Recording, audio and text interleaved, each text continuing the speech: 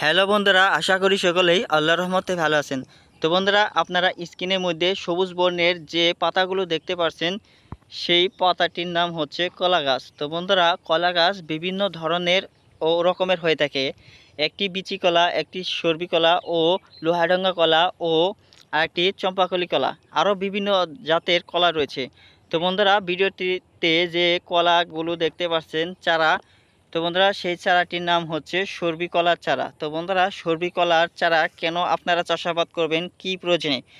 বন্ধুরা, সর্বি কলা কিন্তু বাংলাদেশের সব জেলায়, সব শহর অঞ্চলের গ্রাম দিয়ে এই কলার চাহিদা কিন্তু বেশ। গ্রামগঞ্জের মানুষ, শহর অঞ্চলের মানুষ, বিশেষ করে ভদ্র মানুষেরা এই সর্বি কলা খেতে খুব স্বাচ্ছন্দ্য বোধ করে এবং কি তারা বেশ আগ্রহের সাথে এই কলাগুলো নিয়মিত খেয়ে থাকে। কারণ হচ্ছে বন্ধুরা, এই কলা খেতে সুস্বাদু, পুষ্টিকর এবং কি আপনাদের হজম শক্তি বৃদ্ধি করতে অনেক বড় ভূমিকা পালন করে এই কলাগুলো, এবং কি আপনাদের দেহের ভিটামিনের অভাব পূরণ করে, দেহের পুষ্টির অভাব পূরণ করে।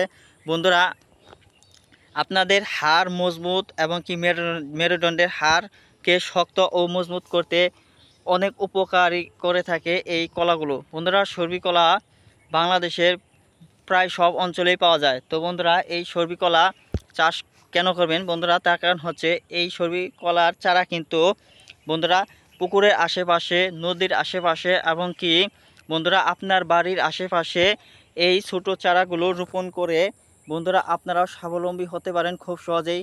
তো বন্ধুরা, কম খরচ পড়ে। বন্ধুরা, এই কলা চাষ করতে কিন্তু তেমন খরচের প্রয়োজন হয় না।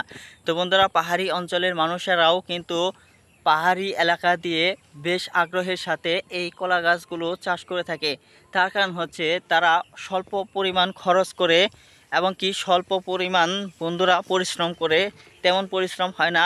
তারা কম পরিশ্রম করার মাধ্যমে এই কলা গাছের চারাগুলো রোপণ করে বেশ ভালো বাজারজাত করে তারা বাজার থেকে অনেক টাকা ইনকাম করতে সামর্থ্য হয়েছে। তো বন্ধুরা, আপনারাও চাইলেও এই কলা গাছের চারাগুলো রোপণ করেও আপনারাও বন্ধুরা স্বাবলম্বী ও বেকারত্বের জীবন দূর করতে পারবেন সহজেই। তো বন্ধুরা, বাংলাদেশের যুবক এবং কি বাংলাদেশের অনেক মানুষ রয়েছে যারা বেকার জীবন অবস্থায় ভুগে আছেন। তারা যদি বেকারের দূরকরণ করতে চায় তাহলে তাদেরকে অবশ্যই বলবো, তারা কোনো কাজ না পেয়ে থাকলে অবশ্যই তারা এই সর্বি কলার চারা রোপণ করুন।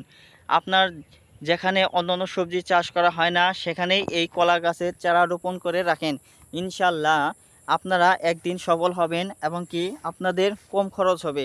তো বন্ধুরা, যদি কোনো জমি না থাকে তাহলে আপনার বাড়ির আশেপাশে এবং কি পুকুরের আশেপাশে কলা গাছের চারাগুলো রোপণ করে দেখতে পারেন। ইনশাল্লাহ আপনিও অনেক টাকা ইনকাম করতে পারবেন খুব সহজেই। তো বন্ধুরা, এই ভিডিওটি থেকে যদি আপনারা সামান্যতম উপকার পেয়ে থাকেন তাহলে আমাদের এই চ্যানেলটিকে সাবস্ক্রাইব করে আমাদের পাশে থাকেন। ধন্যবাদ আপনাদেরকে।